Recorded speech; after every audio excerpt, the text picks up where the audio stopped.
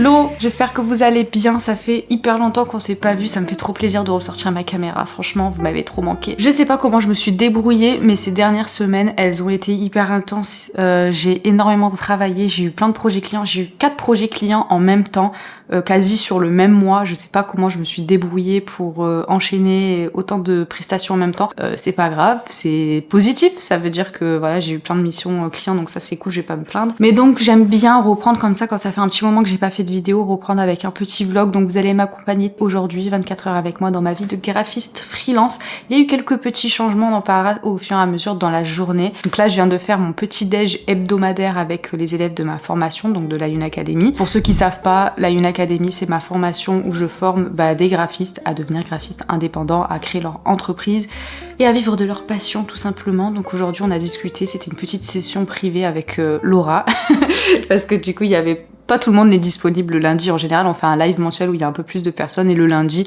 c'est vraiment une petite discussion, un truc très chill et il n'y a pas forcément tout le monde qui est dispo tout le temps. Et donc là, on s'est fait une petite session privée, on était deux, on a papoté, c'était assez cool. Au programme, du coup, là, aujourd'hui, je finalise ma prestation avec ma cliente Mélodie. Donc ça, c'était une prestation où on a créé, donc c'était une formule stratège, si vous voulez aller voir les formules sur mon site internet. Donc on a fait la formule stratège ensemble où on crée 3 identités visuelles, elle avait le choix entre 3 en tout cas. Donc là, la mission de ce matin, c'est de venir finaliser le projet, puisque ça y est, elle a validé, on a fait quelques affinements, et c'est ok, donc là il faut que je fasse le guide de marque et que j'exporte ces logos. Cet après-midi, je commence donc, enfin j'ai déjà commencé la semaine dernière avec la stratégie de marque de Lola. J'ai fait les 2 directions artistiques, elle a validé la direction artistique sur laquelle on voulait partir. Et là cet après-midi, je commence à créer le premier concept d'identité visuelle. Comment j'arrive à faire le premier jet, partir de la page blanche à un début de projet en tout cas, parce que je vais pas forcément finaliser aujourd'hui. En tout cas, qui dit vlog aujourd'hui dit retour des vidéos, donc même si on reprend avec un vlog, semaine prochaine, promis, c'est une création d'identité visuelle d'une cliente, enfin en prestation intensive, donc ça je suis contente, ça fait hyper longtemps et vous avez été nombreux à me demander un projet client, et donc c'est ce qu'on va faire la semaine prochaine, jeudi prochain, parce que c'est le retour des vidéos tous les jeudis à 18h. En 2026, vraiment je vais faire attention au nombre de clients que j'accepte. C'est trop dur des fois de dire non, je sais pas, dites-moi ce que vous en pensez en commentaire si vous êtes graphiste. Des fois c'est trop dur de dire non, enfin pas de dire non, mais de dire ok on le fait dans 3 mois, on le fait dans 2 mois quand le projet il vous intéresse trop. Après c'est aussi à nous en tant que graphiste de faire comprendre au client que s'il a vraiment envie de travailler avec nous, qu'il a vraiment envie d'avoir notre expertise, qu'il faut attendre. Et en vrai je suis sûre qu'il y a plein de clients que si je leur avais dit ça, ils m'auraient dit ok pas de souci, on attend janvier, etc. Des fois t'as peur de passer à côté d'un projet, donc tu le cumules. Là pour le mois de décembre, il me reste plus que cette prestation, enfin moi ça va s'étaler en fait jusqu'à fin décembre, ma prestation avec Lola. Donc là je termine Mélodie et après j'ai plus que Lola, donc je suis très contente. Et sinon on a fait des petits changements de décoration, mais je vous montre juste après, c'est bon. J'ai encore changé mon setup de place. Un jour je vais réussir à trouver un endroit dans cet appartement où je me sens bien pour travailler.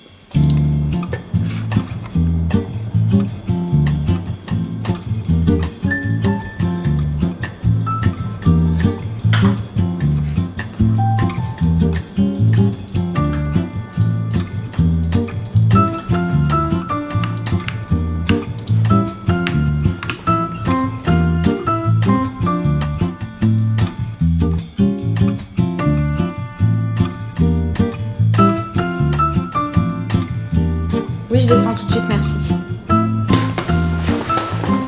J'ai reçu mon petit colis, comme vous le savez, cette année je suis partenaire avec Exaprint.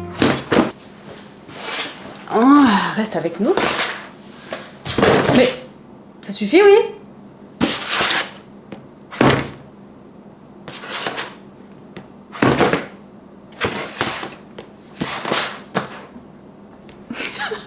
Posséder le carton. Comme vous le savez, cette année je suis partenaire avec Exaprint, un imprimeur qui nous vient de Montpellier, pas très loin de chez moi. Et il y a quelques temps je leur ai demandé de m'envoyer un petit kit échantillon avec tous leurs papiers à l'intérieur, ils ont gentiment accepté de me l'envoyer. Avant de créer des produits print, j'aime pouvoir toucher les matières et avoir des exemples de ce qu'il est possible de faire. D'ailleurs je te conseille toujours, avant de te lancer dans de grands projets d'impression, de te procurer les kits pour faire les bons choix, que ce soit pour les couleurs, les effets ou le papier. Pour cette nouvelle collaboration avec Exaprint et au vu de toutes ces possibilités de papier et d'effets, j'ai eu envie de créer une carte de vœux personnalisée. Étant donné qu'on approche des fêtes de fin d'année, je vais pouvoir l'envoyer à mes clients pour les remercier de leur confiance, mais aussi à ma famille pour accompagner chaque cadeau. Ouh, j'ai failli couper, je suis folle. suis directement dans la carte. Oh, c'est trop mignon. J'ai fait un effet embossé, donc un effet un peu de, voilà, un effet de gaufrage avec les petites empreintes de Toby dans la neige. Les détails du gaufrage, ils sont incroyables. En tout cas, si tu connais pas encore Exaprint, je t'invite vivement à aller faire un petit tour sur leur site. Ils ont vraiment une super grande bibliothèque avec plein d'inspirations, plein de choix. Et d'ailleurs, avec Exaprint, on a créé une page en duo remplie de plein de conseils d'experts au niveau de l'impression. Donc je t'invite à aller faire un tour sur cette page si tu veux un petit peu voir ce qu'on a mijoté ensemble. Le lien est dans la description. Et le petit plus qui fait plaisir, tu as moins 40% sur ta première commande. Un grand merci à Exaprint pour leur confiance.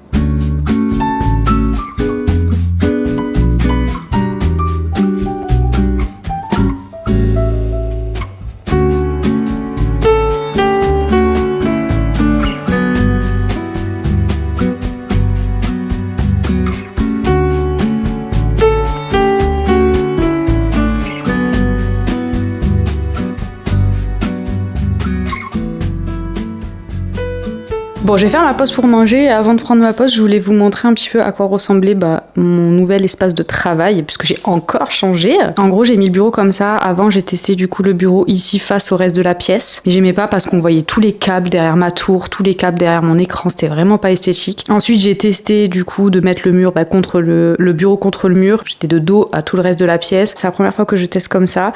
Et j'ai acheté du coup des panneaux comme ça japonais, on reste dans la thématique. Trop joli, ça fait un peu naturel comme ça, des matières naturelles, j'aime trop. Et voilà, pour séparer un peu la pièce, j'en ai pris que 2, j'en ai pas pris 3 parce qu'après je veux pas non plus être trop étriquée et renfermée.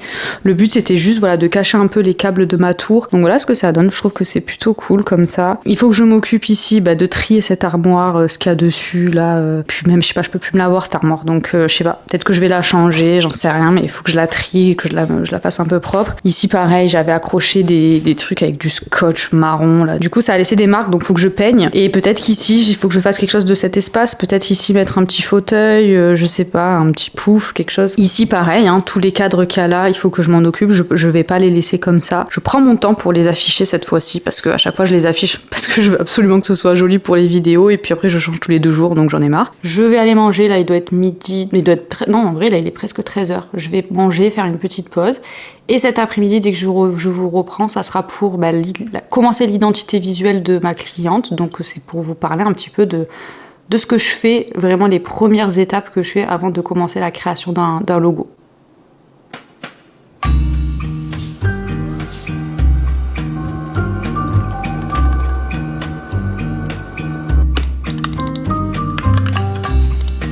Ok, donc là, je reprends le travail, il est 14h. Comme je vous l'ai dit, c'est sur la création de l'identité visuelle de ma cliente Lola. C'est le premier concept d'identité visuelle. Donc là, on a terminé, on a fait toute la partie stratégie avec le questionnaire, avec l'atelier stratégique. Je lui ai remis le guide stratégique avec les 2 directions artistiques. Et hier, elle m'a validé du coup une des 2 directions artistiques. Et donc, je vais commencer par faire le premier concept, en tout cas commencer à chercher un petit peu puisque c'est la formule où je dois développer 3 concepts d'identité visuelle. Donc ce que je fais en premier, c'est que j'ouvre un document Illustrator et je me remets la direction artistique qu'on a validée, donc c'est celle-ci.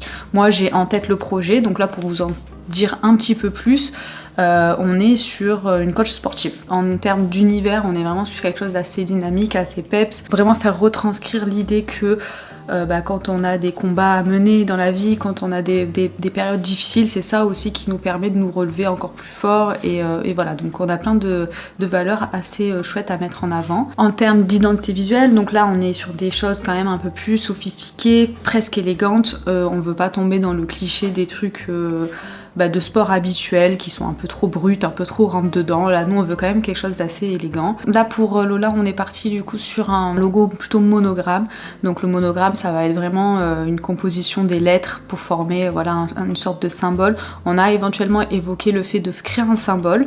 Donc potentiellement, sur les 3 concepts, je lui proposerai quand même une variante avec un symbole. Donc là, comme on part sur un monogramme, je sais que je vais potentiellement partir sur d'abord le logotype. Donc la marque, je pense pas que je vais vous donner le nom de la marque. Je vais l'appeler Never, même si c'est pas du tout le nom de la marque. C'est juste pour qu'on ait quelque chose qui s'y rapproche un petit peu, mais en même temps que je puisse vous illustrer sans que ça vienne donner le nom de la marque.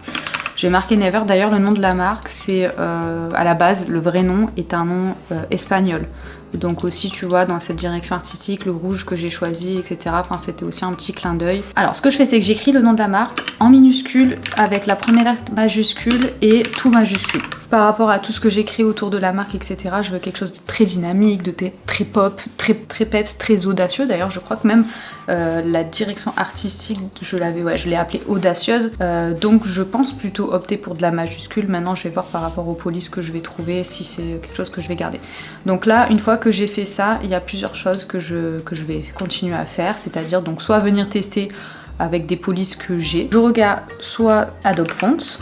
J'aime bien regarder Google Fonts et en ce moment j'ai un abonnement sur Envato, donc je regarde. En général Envato j'aime beaucoup parce qu'il y a plein de choses, mais j'aime pas trop l'utiliser pour la création de logos. Pourquoi ? Parce que je trouve que les polices, d'ailleurs je vais vous montrer, hein. Vous voyez les polices d'Envato, elles sont déjà très travaillées, ce qui fait que par exemple si je télécharge celle-ci, hop je vais l'ouvrir. J'ai l'impression que la police elle a été déjà customisée et j'aurais du mal à la customiser plus que ça, j'aurais du mal à savoir quoi faire dessus. Donc c'est vrai que je préfère partir sur des polices un peu plus basiques comme celles qu'on peut retrouver chez Google Fonts ou chez Adobe Fonts, parce qu'après je trouve que pour la personnalisation c'est beaucoup plus simple. Alors ce que je peux faire aussi c'est venir filtrer. Là moi je sais qu'on va partir sur du sérif. On en a discuté avec ma cliente par rapport à ce côté un peu élégant, etc. J'ai envie de partir sur une police plutôt sérif. Donc voilà, je vais venir faire un peu des sélections de polices qui me plaisent pour le projet. Hop. Je veux quelque chose d'élégant, etc. Mais je veux pas quelque chose de trop fin, parce qu'on reste quand même sur quelque chose d'audacieux, etc. Donc je veux bien de la sérif, mais je veux de la sérif avec un peu plus de caractère. Donc une fois que j'ai tout ça, ce que je fais, c'est que je vais commencer un petit peu à faire des fusions, sélectionner des choses qui me plaisent. Là par exemple, cette petite variante sur le E, je le trouve super sympa. Je trouve que c'est pour un premier projet, ça match très très bien. Donc vous l'aurez compris, je pars sur de la majuscule, hein, parce que avec ce côté audacieux... objectifs, fixation d'objectifs, etc. Je préfère partir sur de la majuscule, je trouve que c'est plus pertinent. On ne veut pas s'excuser d'être là. Je sélectionne ces deux-là, pourquoi j'aime bien en fait l'arrondi sur le R. Je trouve que ça va être... On est quand même sur du sport, on est sur du mouvement. C'est ce que j'aime en fait dans cette forme du E. Et pareil pour le R, je trouve là du coup qu'il est trop droit. Surtout de finir sur quelque chose de droit, trop brut comme ça, je préfère partir sur un R un peu arrondi. Donc voilà, je me le mets là pour l'inspiration. Les fins de sérif, je les trouve trop piquantes, trop brutes. On a quand même une marque qui est chaleureuse, qui est inclusive, donc je trouve que de faire des arêtes comme ça, très pointues, ça enlève ce côté un peu accessible, donc je pense que je vais venir un peu casser et créer quelque chose de plus arrondi. Voilà, c'est mes premières idées, là je balance ça comme ça. J'aime aussi beaucoup, là j'ai mis le R, je vais me le laisser, pareil, de la même manière pour avoir une inspi. Et après, en fonction de ce que j'aurai créé, je viendrai en dégager un monogramme. Je pense que si aujourd'hui je m'occupe du logotype et peut-être quelques petites pistes pour le monogramme et quelques pistes pour des logos secondaires, etc., ça sera déjà pas mal.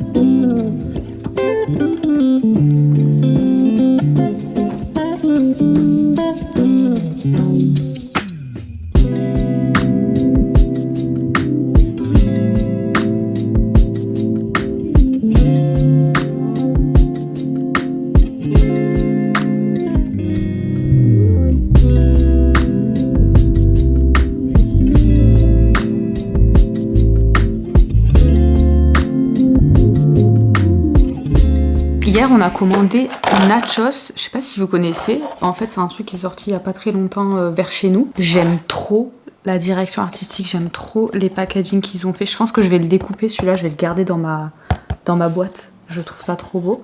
Bref, je fais une pause manger, je me mets comme ça pour cacher l'état désastreux de ma cuisine, puisque j'ai pas du tout fait ranger les trucs de ce midi. Je fais une pause, j'ai le cerveau en compote, je suis hyper fatiguée. En plus, franchement, il fait nuit dehors. Vraiment, clairement, il fait nuit, j'ai dû allumer la lumière et tout, parce que sinon, je suis dans le noir. Et je suis fatiguée, voilà. Là, je pense que j'ai un peu le contre-coup des dernières semaines qui ont été hyper intenses. En fait, les dernières semaines, genre, je taffais de 9h à 22h. Ça arrive encore, malheureusement, au bout de 3 ans d'activité. Là, je fais une pause parce que vraiment, en fait, j'ai plus les yeux en face des trous. Là, je suis comme ça, en train de travailler, j'ai plus d'inspi, bref. J'ai quand même finalisé, enfin, je suis allée au bout du concept que je voulais faire, là, le premier concept. Enfin, au bout, je pense avoir la piste finale. De toute façon, ce que je fais quand je fais 3 propositions de concept de logo, c'est que chaque jour est consacré à un concept. Et le dernier jour, il est réservé à mettre en page, à présenter, etc. Donc faire les mock-ups, etc. Mais en tout cas, là, je m'occupe juste de créer le concept, tester avec les couleurs, etc.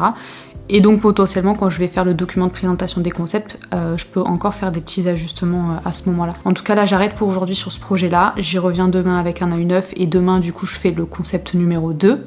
Et je me laisserai genre une demi-heure avant de commencer pour revenir sur celui-là, encore une fois avec un regard neuf. C'est aussi ça le but d'une prestation qui est plus longue par rapport à ma formule la plus rapide, qui se fait sur une journée, en tout cas pour la créa, c'est que je peux revenir dessus. Donc quand je reviens avec des idées neuves, avec un regard neuf, etc., je peux venir réajuster mes idées de la veille. Je vais faire un goûter, je pense que je vais me prendre un thé.